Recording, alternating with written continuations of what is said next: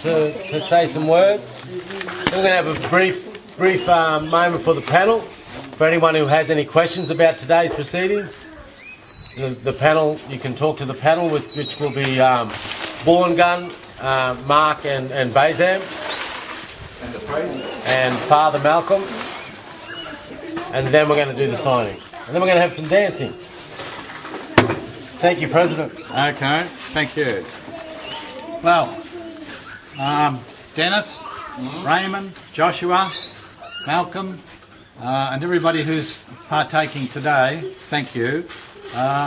You, Mayor Karen, and Councillor Craig, who's on his way here on the barge. Today's a significant step for the custodians of Oodgeroo's legacy and for the museum.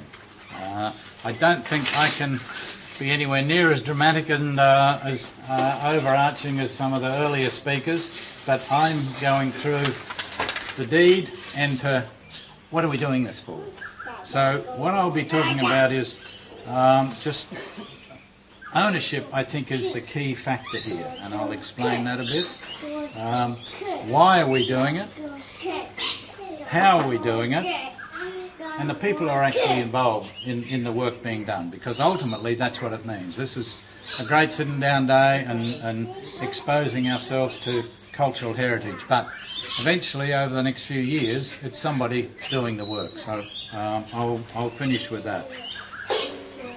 Today is part of the commitment that we made in the management deed, so the museum and the representatives can manage Oodgeroo's collection with some understanding of the breadth of cultural view. So we don't just take the collection and represent it with a whitefellow's view. We have to try and represent it with the vision that Oodgeroo had when she accumulated all this stuff, and some of it is just magical stuff.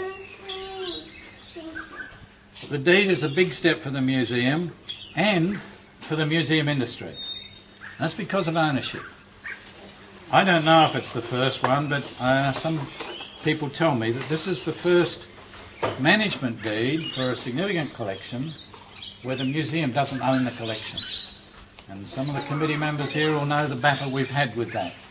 Museums don't operate with collections they don't own. That's just not what's been done in European and whitefellow history. So the big step here is that we have a collection that we're responsible for and managing jointly, but we don't own it. So it's a cooperative community collection, and that's the step we're taking into what's called a community collection. Now the deed is something new, but community collections are not, and I'm going to rob shamelessly here from Jo Besley from the Museum of Brisbane, and she gave an inspiring and quite emotional lecture last week explaining community collections. I don't know if you know the Museum of Brisbane, but that's what it is. The Museum of Brisbane, it has no collection, they don't collect stuff, but they have exhibitions all the time. They've had several exhibitions. One was about the Joe era, and it was about protesters.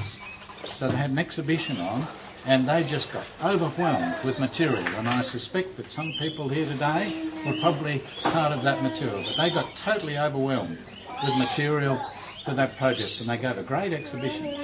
Another one was Goodna, and she gave it was totally the opposite, because she had nobody willing to come forward and talk about their experiences in Goodna, but that was the one that was emotional. But that's what it was about. They have no collection, they don't retain any collection, but they exhibit for the public. So that's what I think our role as a museum is, in managing all the things where you've got to do, and only Petrina and Talisa know the sorting they've got to do, the cataloguing, and ultimately the digitising and making access for people who want to use it under the protocols of cultural heritage, Oodgeroo's vision, and that's what we tried to get into this management deed. So that's what we're doing today. Now, I'll quote from the management deed, and I will read from it, because this management deed has taken, I don't know, 2 years to get to the point. We've been working on the Oodgeroo collection for over 3 years, but this has been crafted and drafted and negotiated over a period of 2 years. And I want to say she's very sad that she can't be here, but it was drafted by Janny Hankey, who's Terry Janky, who's an Aboriginal intellectual property and copyright lawyer from Sydney, and she gave the Mabo oration this year, if anybody was there for that.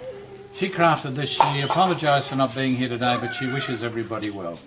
Anyway, the background to this thing, to the deed is, in 12th of June 2008, the Walker family deposited materials comprising of artistic works, audio-visual materials, written documents and books and other items. The Oodgeroo of the tribe Nunukal, custodian of the land Minjerribah collection. The materials are of particular significance to Nunukal heritage, the heritage of North Stradbroke Island, the Indigenous peoples of Australia and also the Australian public generally. The Walker family remain the cultural custodians of the Oodgeroo of the tribe Nunukal, custodian of the land Minjerribah collection, including the cultural and intellectual property therein, and retain ownership and title to the physical materials that comprise the Oodgeroo of the tribe Nunukal, custodian of the land Minjerribah collection. So that's the background. We started from there. We'll come to the next very brief one. Ownership of the materials, item 5. The Walker family retains physical ownership and title to the materials in perpetuity and are the cultural custodians of the materials. That's what we're signing today. So there's no doubt about it, there's no equivocation. That's what it is. The Walker family own it, we manage it, we house it, we catalogue it, and ultimately we digitise it.